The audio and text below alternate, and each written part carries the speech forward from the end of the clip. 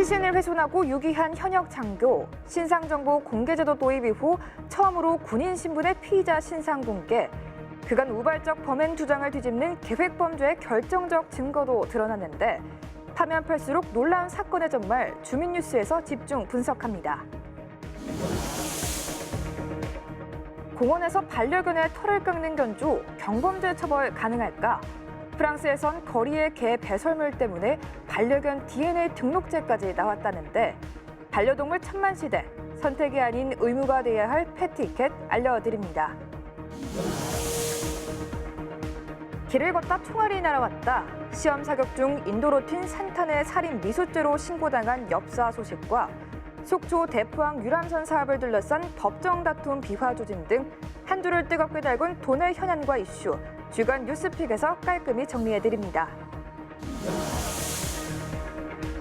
김건희 여사 특검법이냐 특별감찰관이냐, 여야의 창과 방패 대결은 2025년 세계올림픽도시연맹 총회 유치에 성공한 평창의 미래는 지금 여러분이 가장 궁금한 정가 소식과 지역 소식, 네트워크 현장에서 전해드립니다.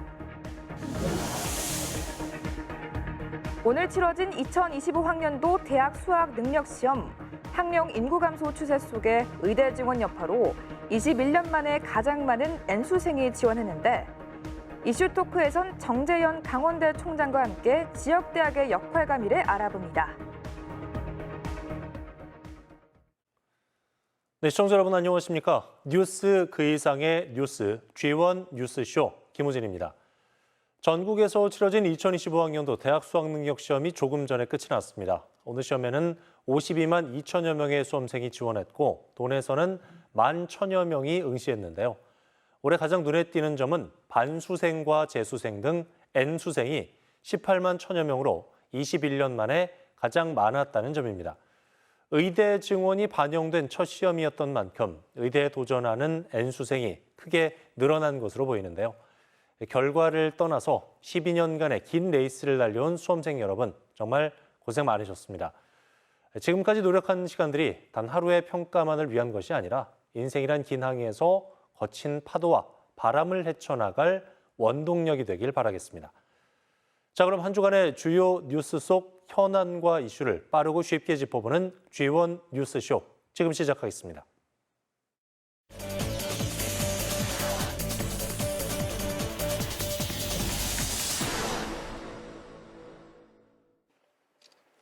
여성 군무원을 말다툼 끝에 목 졸라 살해했다고 주장했던 중령진급 예정자 양모 씨. 경찰은 홧김에 살인을 저질렀다는 양 씨의 진술을 뒤집는 결정적 증거를 찾아냈습니다. 그건 바로 휴대전화 검색 기록. 양 씨는 지난달 25일 함께 근무하던 30대 임기재 군무원 A 씨를 차에 태우고 경기 과천의 부대로 출근했습니다. 두 사람은 지난해 7월 동료로 만나 올 초 교제를 시작했습니다. 하지만 출근길, 가정이 있는 양 씨와 미혼인 A 씨는 이날도 교제 문제로 크게 다퉜습니다. 더는 부적절한 관계를 이어가기 어렵다고 본 양 씨가 휴대전화로 차량 번호판 위조 방법 등을 검색했다는 게 경찰의 설명입니다. 이날 오후 3시쯤 두 사람은 양 씨의 차 안에서 만나 또 다퉜고 양 씨는 노트북 도난 방지줄로 A 씨를 목 졸라 살해했습니다. 이후 오후 9시쯤 사무실에서 챙긴 공구로 부대 인근 공사장에서 시신을 훼손하고 다음 날 오후 화천으로 출발했습니다. 이때 양 씨는 경찰 추적을 피하기 위해 흰 종이로 만든 위조 번호판을 차량에 붙였습니다. 결국 살인에 앞서 번호판 위조 등을 검색한 사실이 들통나자 그제서야 살해 동기와 과정을 자백한 것으로 드러났습니다. 휴대폰 포렌식 등을 통해서 나온 그 차량 조회 기록, 이걸 토대로 이제 추궁을 하니까 그때쯤 살해 고의가 있었다, 죽일 마음이 있었다. 조사에 참여한 프로파일러도 양 씨의 계획 범죄 성향이 일부 보인다고 판단했습니다. G1 뉴스 원석진입니다. 네, 오늘 주민 뉴스에서는 지난주에 이어서 북한강 훼손 시신 사건에 대해서 얘기 나눠보도록 하겠습니다. 이 사건 취재한 원석진 기자 나와 있습니다. 어서 오십시오. 자, 원 기자, 어제 피의자 신상 정보가 공개가 됐죠? 네, 맞습니다. 우선 사진부터 보시죠. 네. 교제하던 여성 군무원을 살해하고 시신을 훼손해 화천 북한강에 유기한 피의자 양광준입니다. 올해 38살로 육군 사관학교를 졸업하고 카이스트 석사 과정을 밟은 군 장교입니다. 국군 사이버사령부 소속 중령 진급이 예정돼 있었습니다. 현역 군인이 이렇게 중대 범죄를 저질러 신상이 공개된 건 이번이 처음입니다. 강원도 1호 신상 공개 사건이기도 합니다. 네. 지난주 양 씨가 경찰의 신상 공개 결정에 반발해서 신상 정보 공개 집행정지 가처분 신청을 법원에 했는데 어떻게 어제 신상이 공개가 됐나요? 네, 양 씨는 지난 7일 신상정보공개심의위원회 신상 공개 결정에 반발해서 법원에 집행정지를 해달라는 가처분 신청을 냈습니다. 예. 하지만 지난 월요일 춘천지법은 양 씨에게 회복하기 어려운 피해가 발생할 우려가 없다면서 양 씨의 신청을 기각했습니다. 이에 따라 경찰은 5일간의 유예 기간이 끝난 어제 양 씨의 이름과 나이, 머그샷을 공개했습니다. 원래는 머그샷도 피의자 동의를 얻어야 되는데 올해 초부터 동의 없이 머그샷 공개가 가능해졌다고요? 네, 그렇습니다. 지난해 8월 서현역 흉기난동 사건 기억하실 텐데요. 네. 이때까지만 해도 구금 상태에서 촬영한 머그샷을 공개하려면 피의자 동의를 받아야 했습니다. 14명의 무고한 사상자를 낸 최원종은 머그샷 공개를 거부했습니다. 때문에 이렇게 증명사진과 검거 당시 사진이 공개가 됐는데요. 이에 대해서 거센 비판이 일자 지난 1월 관련법이 시행되면서 머그샷을 피의자 동의 없이 공개할 수 있게 됐습니다. 그동안 이제 양 씨 같은 경우에 이게 우발적인 범행이다 이렇게 계속 주장을 해왔었는데 경찰 같은 경우에는 이게 계획된 범죄다 이렇게 결론 내렸네요.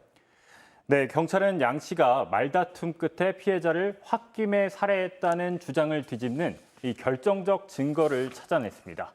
화면 함께 보시죠. 유부남인 양 씨는 지난달 25일 사귀던 미혼 여성 군무원을 자신의 차 안에서 살해하기 전부터 범행 은폐를 위한 위조 차량 번호판을 휴대전화로 검색했던 것으로 드러났습니다. 그날 아침에 이제 인터넷 검색을 통해서 위조 번호판을 찾을 때 이미 살해의 동기가 생겼다고 보고 실제 시신 유기 장소로 이동할 때 흰 종이로 만든 가짜 번호판을 차량에 붙였습니다.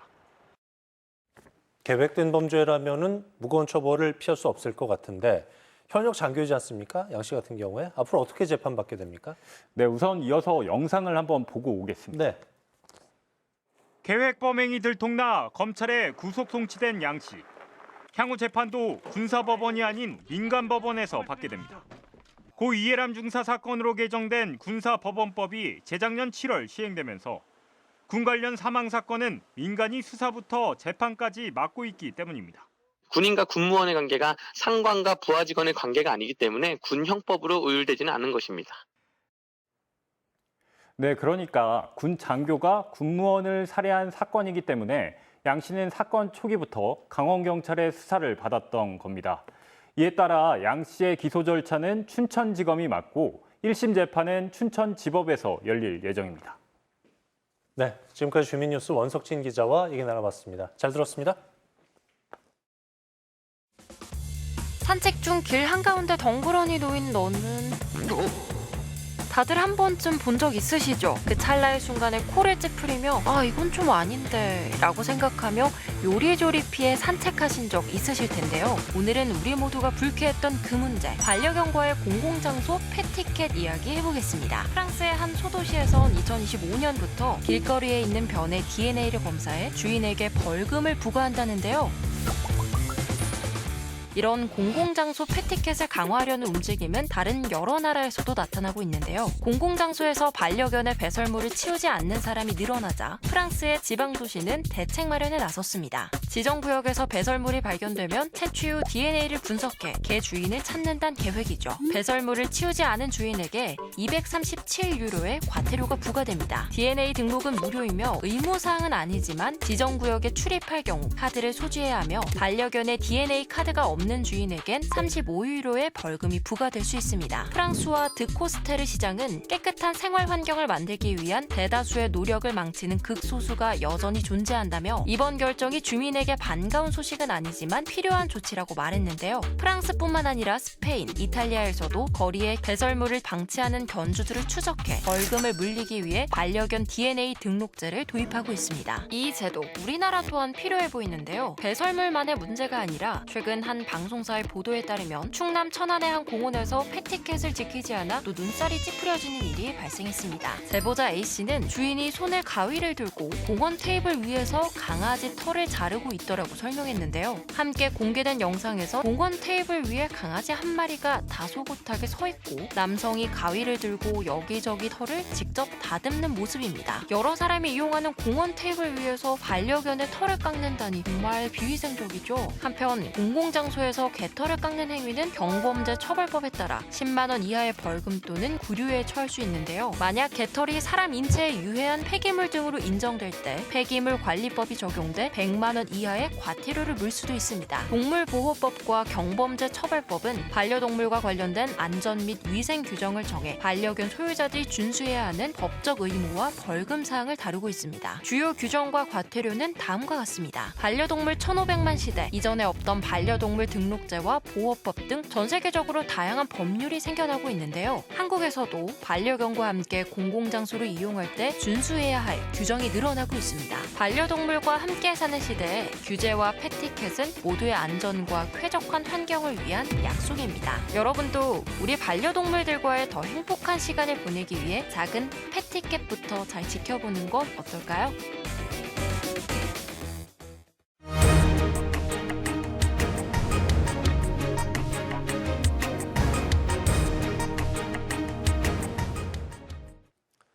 네, 한 주간 뉴스 가운데 가장 뜨거운 현안 이슈만을 골라서 정리해드리는 주간 뉴스픽 시간입니다. 오늘도 지원방송 보도국의 홍서표 보도국장과 얘기 나눠보도록 하겠습니다. 어서 오십시오. 네, 안녕하십니까? 자, 첫 번째 뉴스 어떤 뉴스입니까? 네, 첫 번째는 산책 중 총알 경찰 엽사 검거 사건입니다. 네, 산책 중에 총알이 날라왔어요. 네, 이게 그렇습니다. 정말 네. 위험한 일이고 아찔한 일인데 군부대 근처에서 발생했습니까? 아, 네, 좀 황당한 사건인데요. 네. 군부대와는 이제 관련이 없는 사건이고요. 예. 네, 지난 9일 오후 6시 30분쯤 철원 동송에서 일어난 한 마을에서 일어난 사건인데요. 마을에 산책하던 주민 한 명이 두 차례 큰 굉음과 함께 귀 옆으로 뭔가 스치고 지나갔다 이렇게 경찰에 신고를 한 사건입니다. 이 주민은 이제 신고를 한 주민은 그것이 총알이었다 이렇게 주장을 했었는데요. 경찰이 이제 조사를 했고 총을 쏜 사람도 마을 주민이었습니다. 근데 이 마을 주민은 총을 쏜 마을 주민은 그날 유해조수 그 포획을 위해서 경찰에서 산탄총을 이제 반출받은 상태에서 포획에 나가기 전에 점검차 발사했다 이렇게 진술한 걸로 알려졌습니다. 그러니까 엽서 같은 경우에는 이거는 뭐 고의성이 없는 거였다 이렇게 네, 주장을 하고 그렇습니다. 있고 행인 같은 경우에는 고의성이 있는 것 같다 이렇게 네네. 얘기를 한 건데 경찰은 어떻게 보고 있습니까? 일단 그 신고한 주민의 진술을 토대로 보면 네. 일단 사건 현장이 인도와 가깝고 또 바로 옆에 마을도 있고 근처에는 학교도 있는 그런 곳인데 이 점검차 총을 쐈다? 이거는 이제 고의가 있다. 그래서 이렇게 주장을 하시고 있는 것 같고요. 또 점검하기 위한 것이라면 방탄시설이 있는 곳이라든지 아니면 아예 깊은 산 속에 인적이 드문 곳에 가서 했어야 되지 않느냐라는 겁니다. 일단 경찰은 이 두 주민들 간에 일면식이 없고 그리고 그 총을 쏜 주민도 사람을 인식하지 못하고 쏜 것으로 일단은 보고 있어서요.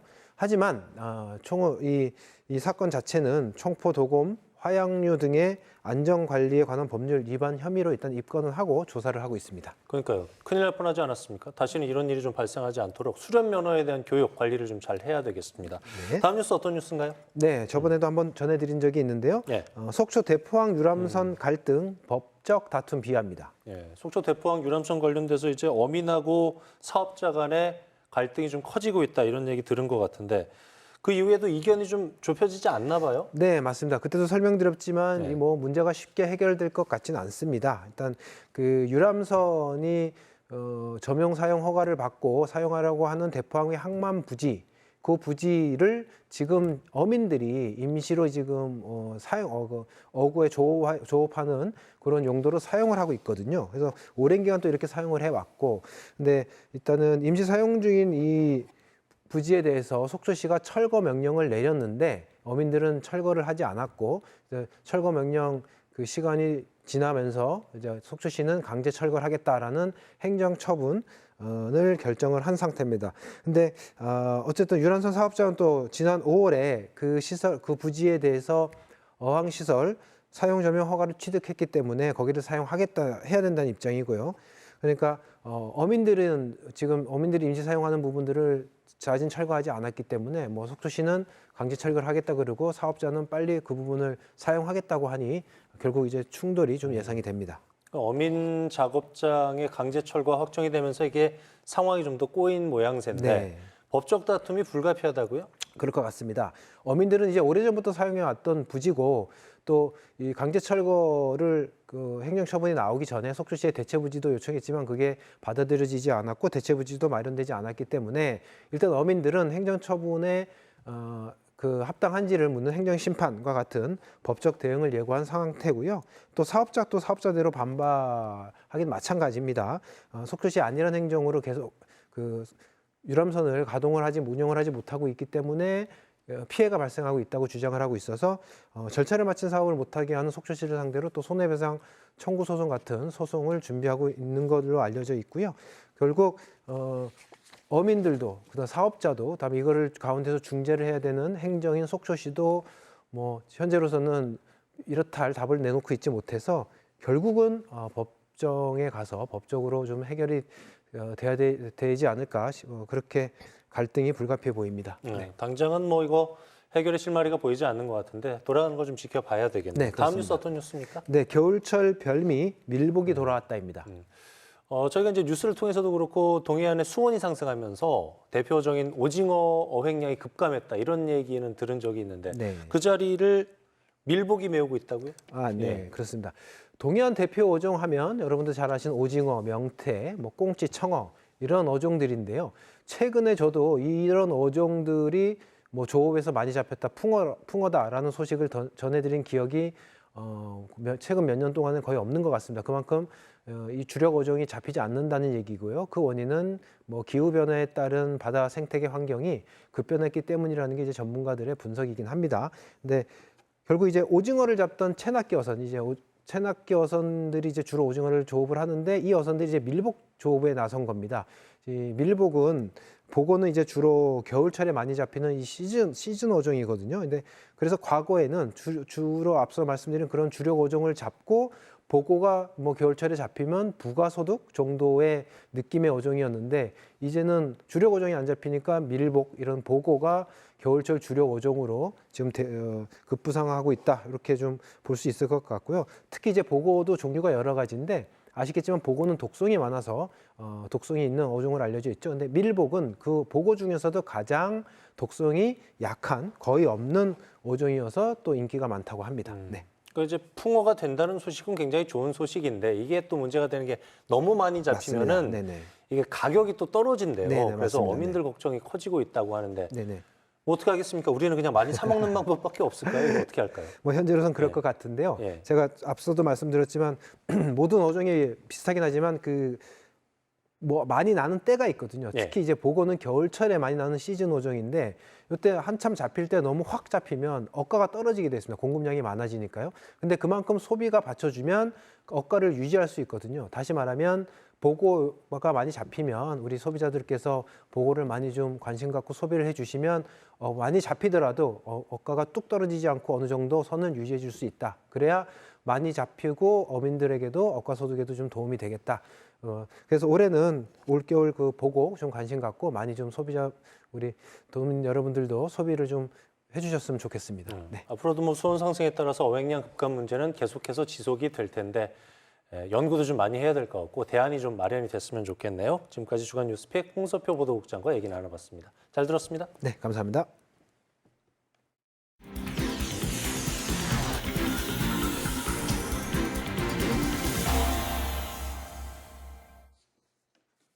네, 주원 뉴스쇼 함께하고 계신 지금 시각 7시 6분 지나고 있네요.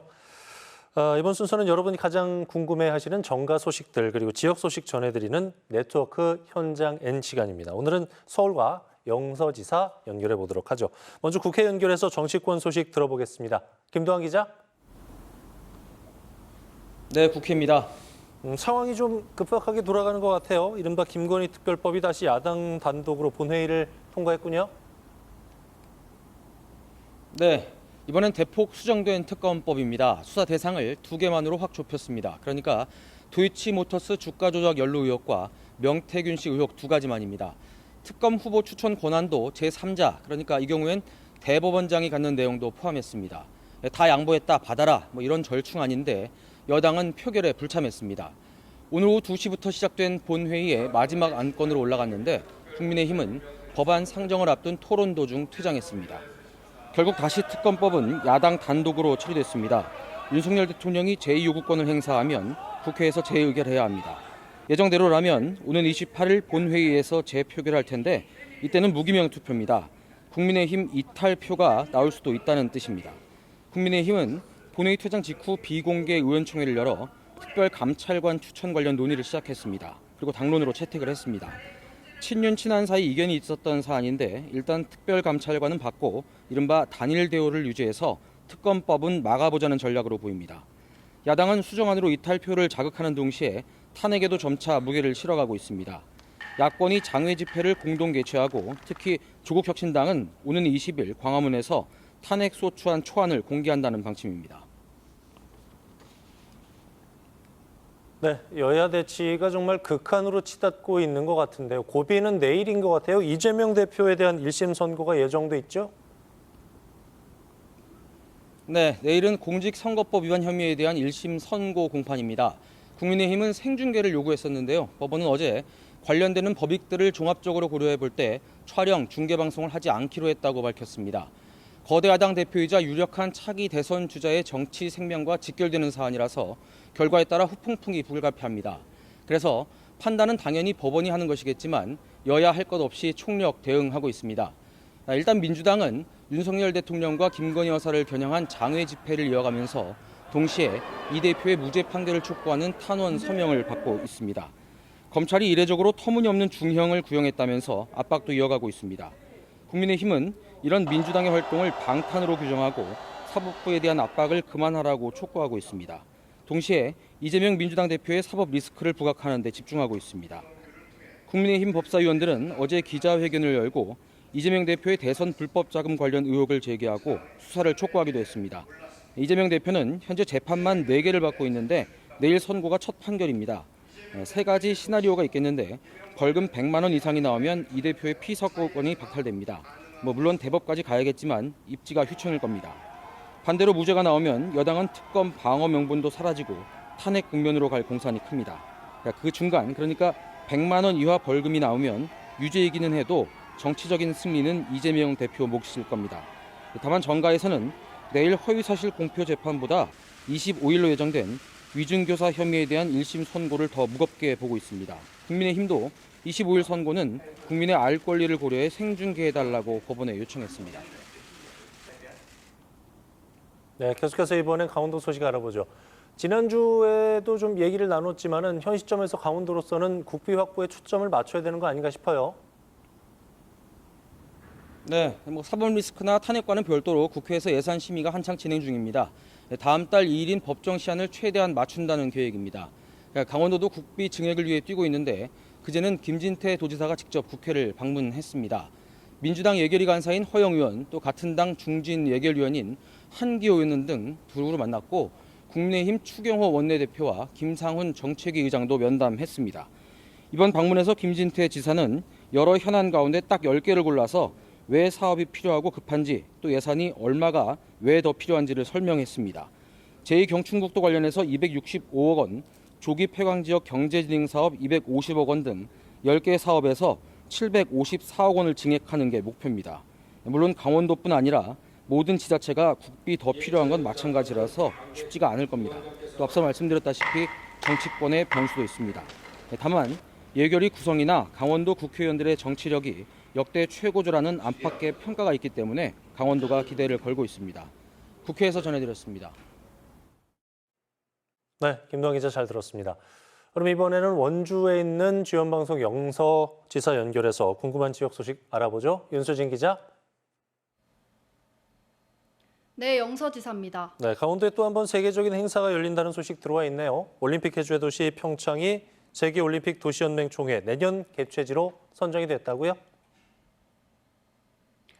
그렇습니다. 2018 동계올림픽에 지난해 동계 청소년 올림픽까지 치른 평창이 다시 한번 올림픽 도시로서 세계에 주목받을 기회가 생겼습니다. 올림픽 개최 도시와 예정 도시로 구성된 세계올림픽 도시 연맹에는 모두 25개 나라 50개 도시가 속해 있습니다. 지속 가능한 도시 발전이란 공동의 목표 아래 스포츠는 물론 문화와 경제적 연구까지 진행합니다.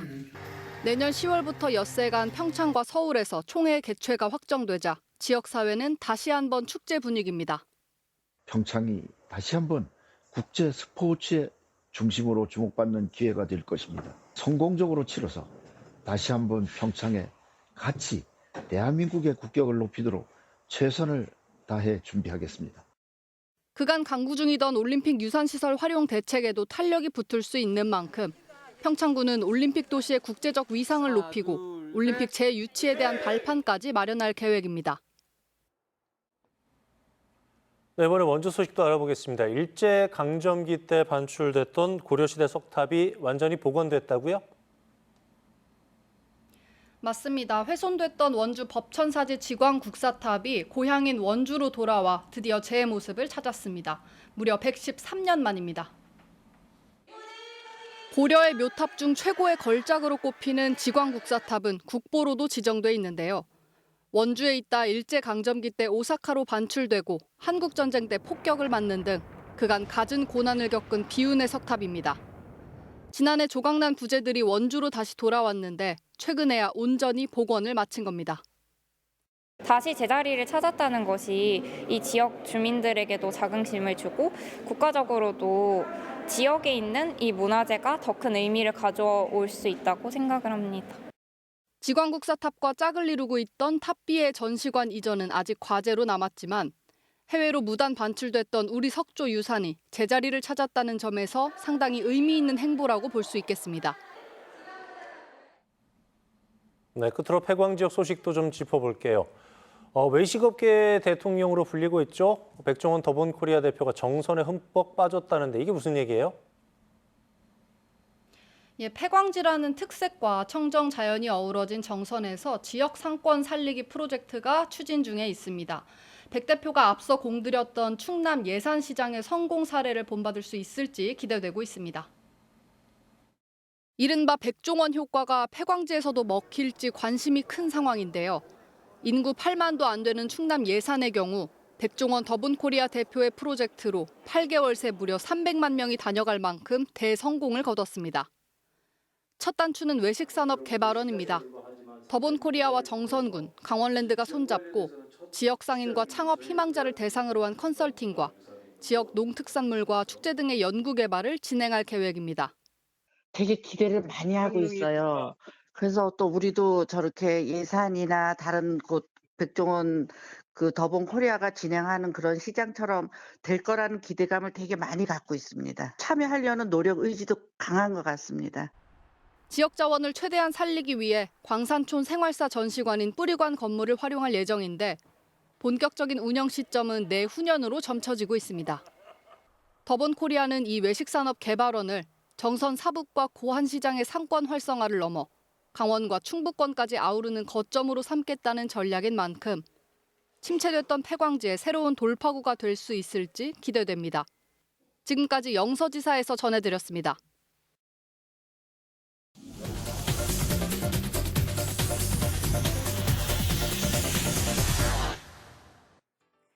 우리의 시선을 확 끄는 흥미진진한 뉴스를 골라 짚어보는 시간 뉴스쇼 브리핑 아나운서 이가연입니다.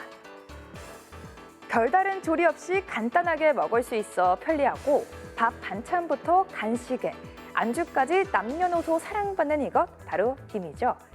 이 김 한 장이면 김밥, 김부각 어떤 요리든 탄생 가능합니다. 우리나라뿐 아니라 해외에서도 엄청난 인기를 끌며 검은 반도체라고 불릴 만큼 김산업이 급성장하고 있는데요. 작년 세계 김 시장 교역 규모는 10억 800만 달러. 이 중 국내 김은 세계 시장의 70%를 점유하면서 우리나라 김이 세계 1위에 올랐습니다. 올해 10월 기준 국내 김 수출액은 8억 3천만 달러로 이미 지난해 수출액을 넘어섰는데요. 그도 그럴 것이 김은 바다의 불로초라고 불릴 정도로 효능도 대단합니다. 김 5장에 달걀 1개의 단백질이 들어있고 해조류 가운데 가장 많은 단백질을 함유하고 있는데요. 이렇게 고단백, 저칼로리 건강식품이면서 한류 열풍에 힘입어 K김은 세계인의 입맛을 사로잡고 있습니다. 하지만 김은 지금껏 해외에선 일본 명칭인 노리나 씨위드로 불렸는데요. 이에 해양수산부에서 우리식 김 영문 명칭인 김으로 국제 표준화를 추진해 김산업을 대대적으로 육성하겠다고 밝혔습니다. 앞으로 우리식 명칭인 김이 해외에서 자리 잡아 K김 자체가 세계적인 브랜드가 되길 바랍니다. 네, 다음 소식입니다. 한번 딱 찍기만 하면 연락처를 알 수 있고 음식점 주문에 결제까지 할 수 있는 이 QR코드. 복잡한 인터넷 주소를 입력하거나 따로 애플리케이션을 설치 않아도 온라인 서비스를 이용할 수 있어 활용 용도가 늘고 있는데요. 그러나 한번 잘못 찍었다가는 개인정보가 다 털릴 수 있다는 사실 알고 계십니까? 신종 사이버 범죄인 큐싱, 악성 코드나 유해 웹사이트에 연결된 QR코드를 촬영하면 스마트폰에 악성 앱이 설치되면서 개인정보 유출과 금융 피해를 일으키는데요. 이 큐싱을 포함한 국내 피싱 범죄는 꾸준히 늘어나고 있습니다. 2020년 1,519건에서 2022년 3,028건으로 3년간 2배 가까이 증가했습니다. 그중 큐싱과 유사한 스매싱 범죄 건수는 최근 5년 사이 8배 증가한 데다가 피해 금액은 36배나 급증했는데요. 특히 큐싱은 공유자전거, 킥보드 대여와 모바일 쿠폰 등 QR코드를 일상적으로 사용하는 청소년들이 주요 피해 대상입니다. 게다가 미끼 내용으로 진입하기 가능한 스매싱과는 달리 큐싱은 진위 여부를 육안으로 판별하기 어려워 더 위험한데요. 또한 QR코드가 이미지로 인식되기 때문에 이메일 보안 검사에서도 오해할 수 있다는 점도 큰 피해를 불러오고 있습니다. 큐싱 사기를 예방하기 위해서는 출처가 불분명한 QR코드는 스캔하지 않는 것이 중요한데요. 특히 공공장소, 즉 공유 자전거나 킥보드 이용 시 QR코드가 덧붙여진 스티커가 아닌지 확인해야 합니다. 만약 큐싱이 의심되는 경우 사기 전화 지킴이 또는 118 무료 상담센터에 신고해 더 큰 피해 입지 않도록 주의하셔야겠습니다. 지금까지 뉴스쇼 브리핑 아나운서 이가연이었습니다. 네, 계속해서 도내 주요 인사와 화제 인물 초대해서 얘기 나눠보는 이슈 토크 시간입니다. 2025학년도 대학 수학능력시험이 오늘 끝이 났습니다. 학령 인구가 줄어들면서 지역 대학은 신입생 유치에 어려움을 겪으면서 경쟁력 확보에 총력을 쏟고 있는 상황입니다. 그래서 오늘 이슈 토크에선 정재현 강원지역대학 총장협의회장이자 강원대학교 총장과 함께 지역 대학의 미래 그리고 역할에 대해 자세히 얘기 나눠보도록 하겠습니다. 총장님 어서 오십시오. 네, 안녕하십니까. 총장으로 취임하신 지 이제 100일이 조금 넘은 것 같아요. 네. 소회 말씀부터 부탁드리겠습니다. 예, 네, 정말 숨차게 달려왔습니다. 취임 이후에 저희 대학은 국립대학 육성 사업에서 A등급을 획득했습니다. 그리고 첨단 분야 혁신 융합대학 사업, 반도체 특성화 대학 사업, 그리고 강원권역 반도체 공동연구소 유치 등의 성과를 통해서 지역의 첨단 산업 발전과 인재 양성을 위한 중요한 발판을 마련했습니다. 취임 당시에 글로컬 대학 사업 추진, 의대 정원 증원 등 중요한 현안이 많았습니다만 강원대학교가 가진 잠재력과 가능성을 확인할 수 있는 의미 있는 시간이었습니다. 무엇보다도 대학 구성원들과 지역사회에서 아낌없는 협력과 성원을 해주셔서 저에게 큰 힘이 되었습니다. 네. 강원대교가 이제 5년간 1,000억 원을 지원받는 글로컬 대학에 선정되지 않았습니까? 글로컬 대학 선정 관련돼서는 사업 어떻게 추진이 되고 있습니까? 네, 예, 강원대학교는 지난해 11월 글로컬 대학 사업에 선정되었습니다. 그리고 지난 9월 25일 제10차 글로컬 대학 위원회에서 최종적으로 보안 실행 계획서가 승인되었습니다. 글로컬 대학 사업은 강원 1도1 국립대를 통한 글로컬 대학 도시 구현을 비전으로 설정하고 있습니다. 이 사업은 통합 강원대학교가 지역과 함께 발전하고 글로벌 경쟁력을 갖춘 대학으로 도약하는 데 중요한 전환점이 될 것입니다. 현재 강원대학교와 강릉원주대학교는 통합준비위원회를 구성해서 소통과 협력 기반으로 구체적인 통합 방안을 논의하고 있습니다. 올해 안에 통합 원칙과 학사 구조 그리고 행정조직 체계를 완성하는 것을 목표로 추진하고 있습니다. 강원 1도1 국립대학은 캠퍼스 간의 공유, 연합, 통합의 복합 모델입니다. 춘천과 삼척, 강릉, 원주 각 캠퍼스가 가진 장점을 살리고 지역 산업과의 연계를 통해서 특성화하는 방향으로 추진하고 있습니다. 특히 원격 교육센터, 창업 미네르바 스쿨, KNU 글로벌 인재 네트워크 센터 등 8개의 특화센터를 중심으로 우수한 성과를 창출해서 지역 내의 타 대학으로 확산할 계획입니다. 일각에서는 통합 과정에서의 어떤 불협화음이라든가 캠퍼스 간의 불균형 초래 이런 문제점을 제기하는 분들도 있거든요. 통합 과정에서 해결해야 할 과제 어떤 게 있다고 보시는지요? 예, 통합 과정에서의 불협화음은 불가피한 것이라고 생각합니다. 예. 왜냐하면 양 대학 구성원의 이 통합을 바라보는 시각이 같을 수 없기 때문입니다. 저는 대학 통합은 무엇보다도 수요자 중심으로 추진되어야 한다고 생각합니다. 그리고 앞으로 닥칠 학령 인구의 감소에 대응하기 위해서 캠퍼스별 특성화와 경영 효율화가 근간이 되어야 합니다. 이 통합은 단순히 두 대학을 하나로 합치는 것이 아니고 각 캠퍼스가 가진 고유한 강점을 최대한 살려서 지역 특화 산업과 연계한 캠퍼스 특성화를 추구하고 있습니다. 그리고 경영 효율화를 통해서 대학의 지속 가능한 발전 기반을 함께 구축을 해야 됩니다. 이번 통합의 최종 목표는 멀티 캠퍼스 기반의 학생 성공 중심 교육을 실현함으로써 학생들이 오고 싶어하는 대학을 만들고 나아가 지학 협력을 통해서 지역 성장을 견인하는 대학을 만드는 것입니다. 또 다른 통합 논의도 오가고 있는 것 같아요. 춘천교대하고 강원도립대학이 이제 통합 관련돼서 의사를 표명을 했는데 이 부분은 어떻게 진행이 되고 있습니까? 네, 춘천교대는 구성원 투표를 통해서 강원대학교와의 통합 의사를 공식적으로 표명한 바 있습니다. 예. 최근 강원도립대도 통합 추진 의사를 타진해 왔습니다. 춘천교대와 강원도립대와의 통합 논의는 강원 지역 고등교육 시스템을 혁신하고 대학과 지역의 상생 발전의 틀을 다진다는 점에서 매우 중요한 의미를 가지고 있습니다. 앞으로 두 대학과의 통합 논의를 본격적으로 추진할 계획입니다. 특히 이달 내에 강원특별도지사님이 참여하는 강원도립대와의 통합 추진 MOU 추진을 저희가 계획하고 있습니다. 최근에 강원대가 반도체 공동연구소 유치 그리고 첨단 분야 혁신융합대학 사업 등에 선정이 됐는데 이제 의미가 남다를 것 같습니다, 총장님. 네네.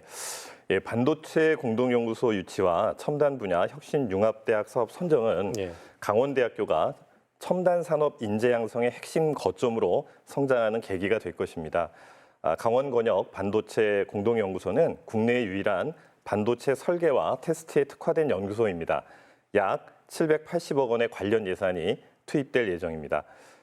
또한 첨단 분야 혁신융합대학은 차세대 반도체, 에너지 신산업, 그리고 데이터 보안 활용, 첨단 소재 및 나노 융합 등 4개 분야에서 융합 교육 과정을 운영하는 사업으로 연간 102억 원이 투입되는 대규모 교육 사업입니다. 특히 이 사업은 학생들이 소속 학과와 관계없이 첨단 분야의 교과목을 이수할 수 있도록 지원하고 있어서 강원특별자치도의 첨단 산업 발전과 융합형 인재 양성에 큰 기여를 할 것으로 기대를 모으고 있습니다. 네. 정부가 2025학년도 복귀 전제로 해서 의대생의 휴학을 승인했지 않습니까? 네. 내년에 복학생하고 증원대 신입생이 합쳐지게 되면은 수업의 질이 좀 떨어지지 않겠느냐 이런 우려의 목소리도 있는 것 같은데 강원대에서는 어떤 대책 마련하고 있는지요? 네, 저희 대학은 이미 지난 11월 1일에 휴학 신청자 전원에 대해서 휴학 승인을 내린 바 있습니다. 내년에는 기존 49명에서 42명이 늘어난 91명의 의대 신입생을 선발할 예정입니다. 말씀 주신 것처럼 올해 휴학한 학생 49명과 새로운 신입생 91명을 합해서 총 150명이 같이 수업을 듣게 될 것으로 예상을 하고 있습니다. 의대 정원이 증원됨에 따라서 교육부에서는 의대 교수 정원을 23명 신규로 배정했습니다. 그리고 저희 대학 자체적으로 3명을 추가로 배정해서 의대 교수 정원을 기존 120명에서 146명으로 일단 늘렸습니다. 또한 강의실과 실습 공간 확보가 문제인데요. 최선의 노력을 다하고 있습니다. 신축 시설이 완공되기까지는 시간이 소요되기 때문에 그 전에 캠퍼스 내의 다른 공간을 확보해서 150명 이상이 수업을 들을 수 있는 대규모 강의실로 리모델링하는 작업을 진행하고 있습니다. 이것과 더불어서 수업과 실습의 질이 저하되지 않도록 지속적으로 점검하도록 하겠습니다. 네.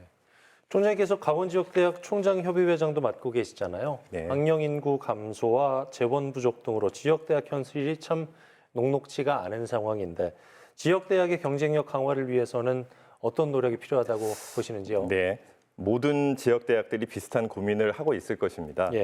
저는 지역대학이 경쟁력을 강화하기 위해서는 수요자 중심으로 대학을 획기적으로 개편해야 한다고 생각합니다. 학생들이 원하는 것을 잘 파악해서 학생들이 오고 싶어하는 대학을 만들어야 하고 사회 수요에 기반한 융복합 교육을 통해서 사회가 원하는 인재를 양성해야 합니다.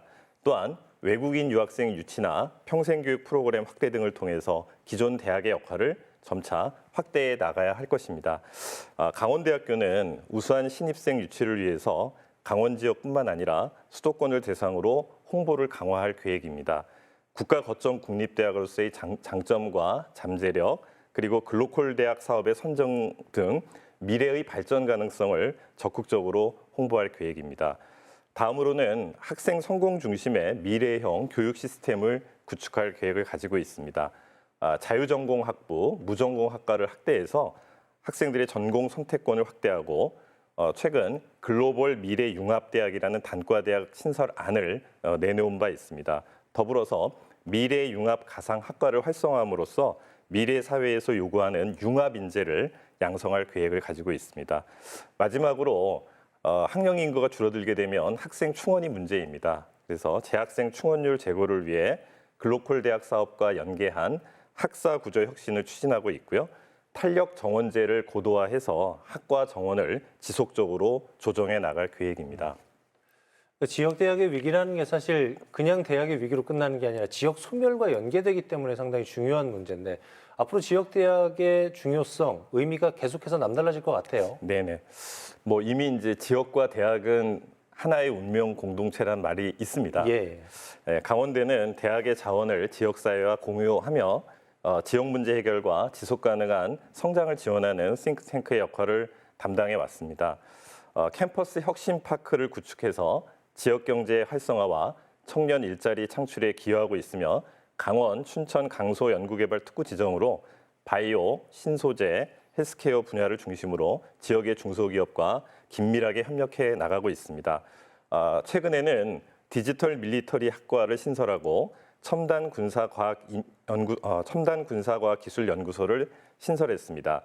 지역 중소 벤처기업의 국방 산업 진출을 돕기 위해서 강원 국방 벤처센터를 유치하는 데 성공했습니다. 앞으로 방위 산업을 지역의 새로운 특화 산업으로 육성하는 데 앞장서겠습니다. 마지막으로 강원대학교는 지역 인재를 양성하고 취창업을 활성화해서 지역에 정주시키고 이를 통해서 지역 경제를 활성화시키는 선순환 체계를 구축하고자 합니다. 이를 통해 지역 소멸의 위기를 대학 차원에서도 적극적으로 대응해 나가겠습니다. 네. 내년부터 본격적으로 이제 시행이 되죠. 지역 혁신 중심 대학 지원 체계 라이즈. 이거 역시도 지역과의 상생 협력 방안 중에 하나라고 들었는데요. 지난 7월 강원 라이즈 센터가 출범을 했는데 이 부분 좀 자세히 설명 부탁드리겠습니다. 지역 혁신 중심 대학 지원 체계 라이즈라고 부릅니다. 이 체계는 기존에 교육부가 주관하던 대학 재정 지원 사업의 권한을 광역 지자체로 대폭 이양을 해서 대학과 지자체가 함께 지역 특성에 맞는 사업을 기획하고 추진하는 지역 주도의 혁신 모델입니다. 강원 라이즈 센터는 강원특별자치도와 강원 지역의 16개 대학이 함께 참여하는 지역과 대학의 상생 협력을 위한 전담 기구입니다.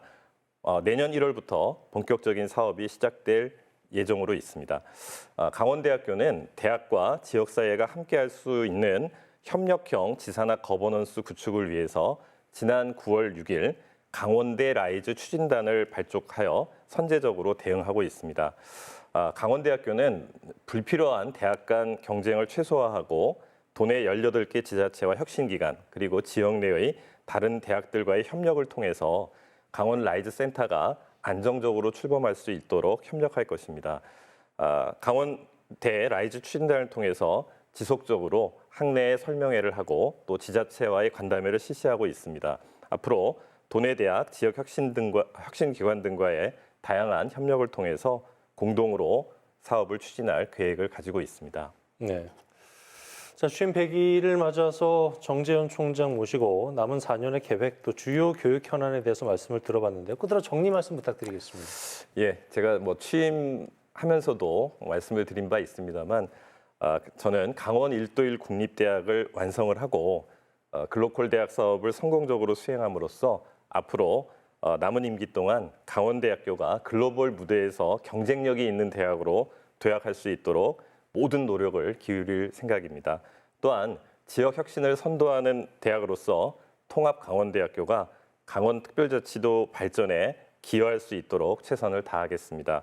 지역과 함께 성장하고 도민들의 자부심이 될 수 있는 강원대학교를 반드시 만들겠습니다. 도민 여러분의 많은 관심과 성원 부탁드리겠습니다. 네, 감사합니다. 고맙습니다. 1947년도에 개교한 이래 무려 18만여 명의 훌륭한 인재를 양성한 강원대학교입니다.